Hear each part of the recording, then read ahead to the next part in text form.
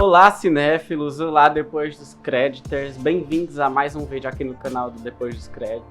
Eu sou o Hugo e eu venho aqui em mais um vídeo falar sobre um tema um tanto polêmico. A gente vai falar hoje sobre álbuns que são subestimados, que floparam, que foram mal executados, enfim, que são considerados de alguma forma fracassos ou flops ou são esquecidos, enfim, mas que no fim das contas são muito bons, na minha humilde opinião.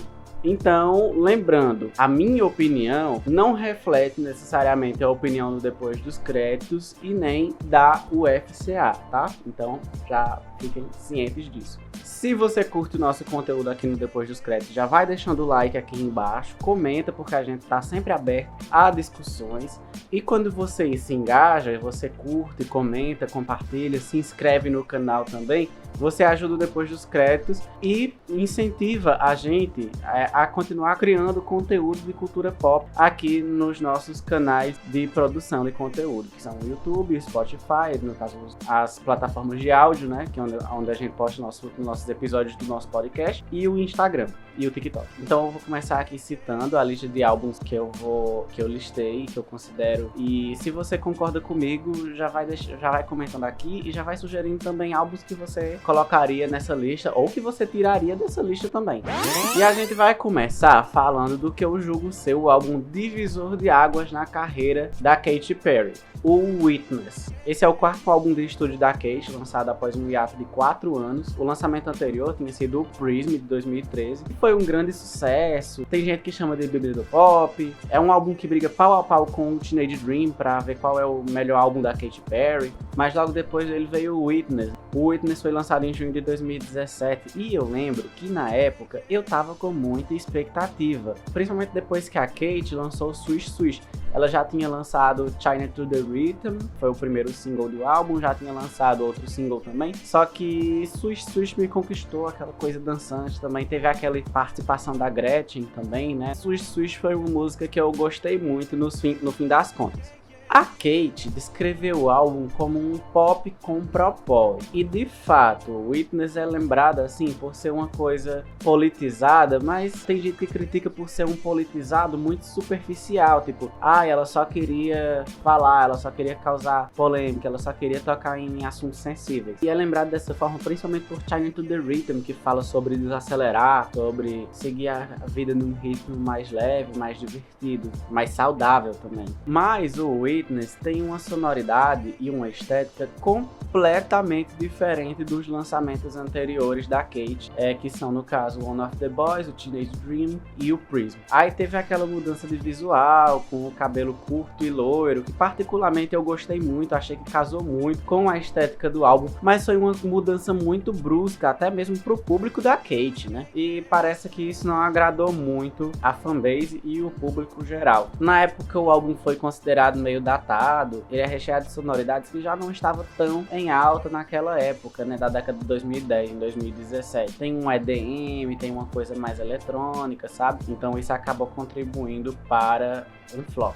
Eu gosto muito do álbum. Fazendo um ranking de álbuns da Katy, pra mim fica atrás apenas do Teenage Dream. Eu gosto muito do Prism também, mas eu acho que o Witness pra mim ainda tá uma posição acima do Prism, só perde para o Teenage Dream. Lembrando, gente, que isso é a minha opinião. E os demais álbuns dela também são muito bons. Minhas faixas preferidas, como eu já falei, são Swish Swish, Deja Vu, que é a minha preferida do álbum, e Bigger Than Me.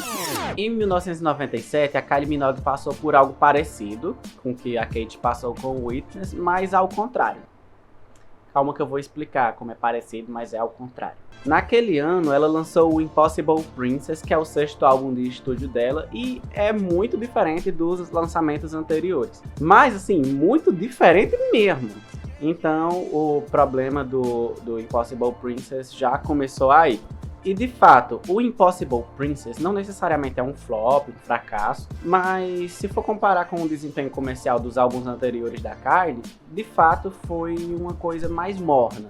O álbum é bem parecido com o Ray of Light, da Madonna, que foi lançado meses depois, com uma sonoridade mais experimental e tudo mais. E eu digo que foi um caso parecido com o Witness, da Katy Perry, porque é o seguinte, uma parte considerável das críticas que a Katy recebeu com o Witness foi por ser um álbum datado, que tinha chegado atrasado, com uma sonoridade muito atrasada em relação ao que estava em alta no momento. Já tinha se esvaído, já tinha saído da moda. O caso do Impossible Princess, da Kylie, foi que ela estava muito à frente do seu tempo. Era uma coisa, um caso até parecido com o art pop, que eu diria. Aquela sonoridade não estava muito em alta no momento. De fato, e assim, a Madonna fez muito sucesso com Ray of Light, pode ser considerado o maior álbum dela, mas no caso a Kylie não teve a mesma sorte.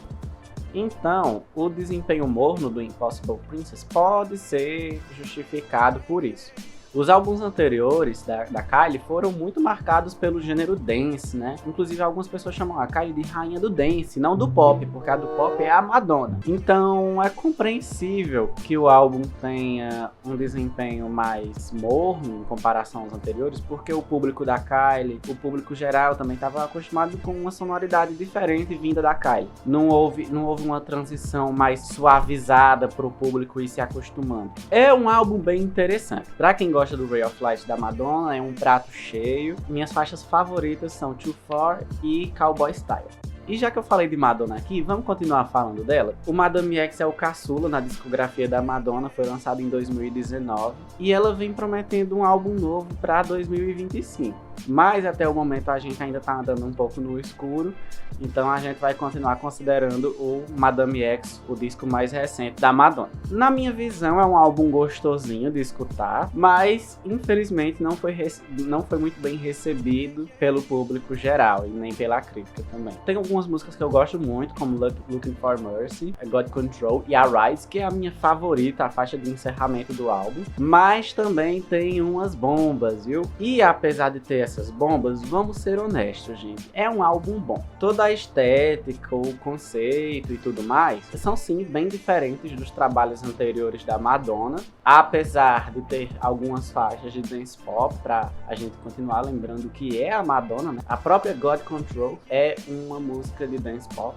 muito boa, assim, eu danço horrores às vezes, porque tem um trecho de God Control que é mais paradinho, mas também tem aquela parte de botar a bunda pra mexer, sabe? Eu acho isso maravilhoso. E pra mim, isso tudo torna um querido álbum e injustiçado. E pra quem discorda, discorde aí na sua casa.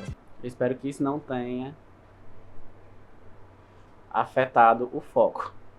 E vamos falar agora de dois álbuns mais recentes. O primeiro que eu vou falar é o Loom do Imagine Dragons. Esse álbum foi lançado em 2024 e assim, o flop desse álbum, apesar de ser real, é mais uma concepção minha mesmo, assim, tipo assim, pode não ter sido um flop tão flop quanto eu vejo, mas eu tenho uma concepção de que esse álbum foi um flop dos flops, assim, na discografia do Imagine Dragons. Eu sou muito fã da banda desde 2018, eu acompanhei o lançamento de vários trabalhos deles, e assim, pelo que eu acompanhei de 2018 pra cá, o Loom não foi tão bem em comparação aos demais, né? O álbum só alcançou a posição de número 22 na Billboard 200, foi o primeiro disco da banda a não chegar nem no top 10. E na verdade, o Mercury, que foi lançado em 2022 em 2 atos, ele já também não teve um desempenho muito bom nessa parada em comparação aos lançamentos anteriores. Porque tipo, o único álbum do Imagine Dragons que pegou número 1 na Billboard 200 foi o Smoke and Mirrors. Os demais ficaram em segundo lugar. Já o Mercury ficou com a 9ª posição.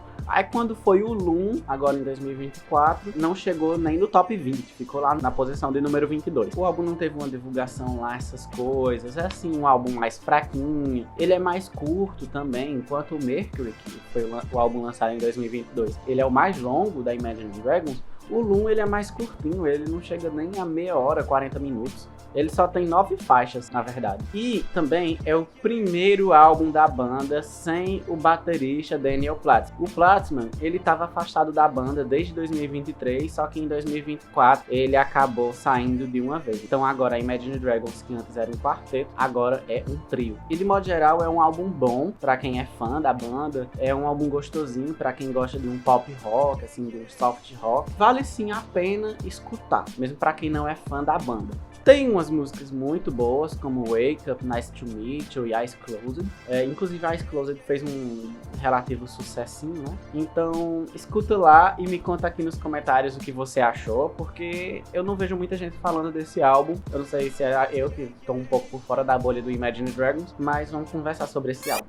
E um outro álbum que acabou ficando meio esquecido no churrasco é o Artificial Paradise, da OneRepublic. Eles lançaram esse álbum também em 2024, e esse caso eu acho bem parecido com o Loom do Imagine Dragons, que basicamente é mais do mesmo e divulgação fraca. Pra quem gosta de soft rock, como eu falei anteriormente, é um gênero bonzinho. Pra quem já é fã da banda, pra quem gosta daquela sonoridade da banda, é uma boa pegada, assim, é uma boa recomendação, eu recomendo muito. E na verdade, eu amo a discografia da OneRepublic. Eu sou fã há 7 anos, eu virei fã deles mais ou menos na mesma época que eu fiquei fã do Imagine Dragons, eu tava nessa vibe, sabe? E me dói um pouco ver esse flop que as bandas estão passando. Eu não sei, assim, se eles só jogaram a toalha pra cima e deixaram de ligar pra números, porque eles também nunca tiveram números muito altos, assim, mas também nunca foram números baixos. E eu vou finalizar essa lista aqui com um álbum da Lady Gaga, e não é o art pop, até porque todo mundo já tá de saco cheio de dizer que o art pop é injustiçado, de que o art pop flopou, não flopou, não sei o que lá, pipipopopó. E sim, ele é sim um álbum injustiçado. Eu não considero um flop, longe disso. Não teve um desempenho como os álbuns anteriores, mas aqui hoje eu venho falar do Joanne, lançado em 2016. O Joanne, assim como o art pop, não necessariamente é um flop. Eu não acho que o álbum flopou. Se tem uma coisa que ele não é um flop, teve Million Reasons pegando o número 4 na Hot 100. O álbum estreou na primeira posição da Billboard 200 e tudo mais, né? Mas o Joanne é muito diferente daquela sonoridade, daquela visualidade, daquela imagética que a gente estava acostumado com a Lady Gaga. Principalmente se for comparar com o trabalho anterior, né? O art pop. Então, os próprios Little Monsters acabam esquecendo um pouco esse álbum no churrasco. E eu particularmente acho isso muito injusto, porque é um álbum muito bom, é um álbum uma delícia. A voz da Gaga casou muito bem com aquele soft rock, com aquele country, não tão country assim, né? Então é um álbum delicioso que eu adoro escutar assim, finalzinho de tarde de domingo, tomando um vinhozinho às vezes. É uma delícia. E eu tenho um carinho muito grande por ele. Então é isso, gente. Essa foi a minha lista de álbuns que eu considero subestimados pelo grande público, ou que foram flops de alguma forma, mas que no fim das contas eu considero muito bom, que eu gosto muito. Só pra recapitular aqui pra vocês, as minhas indicações foram o Witness, da Katy Perry, lançado em 2017, o Impossible Princess, da Kylie Minogue, lançado em 1997, o Madame X, da Madonna, lançado em 2019, o Loom, do Imagine Dragons, e o Artificial Paradise, da OneRepublic, ambos lançados em 2024, e por fim o Joanne, da Lady Gaga, lançado em 2016. E aí, me conta, você concorda com a minha lista? Você acha que esses álbuns são subestimados? Você tiraria algum desses álbuns dessa lista ou colocaria algum outro? A nossa caixa de comentários aqui embaixo tá aberta a opiniões, a gente adora conversar, como vocês já sabem, né? E se você concorda comigo, deixa aqui a sua opinião aqui embaixo. Se você gostou desse vídeo, deixa o like, compartilha nas redes sociais, porque isso ajuda muito depois dos créditos. E falando em redes sociais, acompanhe a gente nas nossas redes sociais, porque a gente não produz conteúdo só aqui no YouTube, a gente produz conteúdo para o Instagram, TikTok e também para as plataformas de áudio, que é onde a gente publica os episódios do nosso podcast. O Depois dos Créditos é um projeto de protagonismo estudantil dos estudantes do curso de jornalismo da Universidade Federal do Cariri, vinculado à Procult, a Pró-Reitoria de Cultura. Estamos sempre criando conteúdo jornalístico de cultura pop e traçando um paralelo de como a cultura pop se insere na nossa sociedade. Eu sou Vitor Hugo Cunha, mas pode me chamar só de Hugo, e a gente se vê no próximo vídeo aqui no canal do YouTube do Depois dos Créditos. Roteiro, captação, apresentação e edição, Vitor Hugo Cunha. Produção, equipe 2025 do Depois dos Créditos.